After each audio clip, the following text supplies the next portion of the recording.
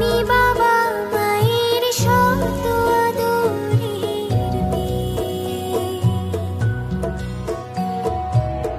আমি বড় হই সকলের ভালোবাসা নিয়ে, আমার দু চোখে অনেক স্বপ্ন থাকে, আমি পড়ালেখা শিখতে চাই। আমি বাবা মায়ের শত আদরের মেয়ে। যদি চার দেয়া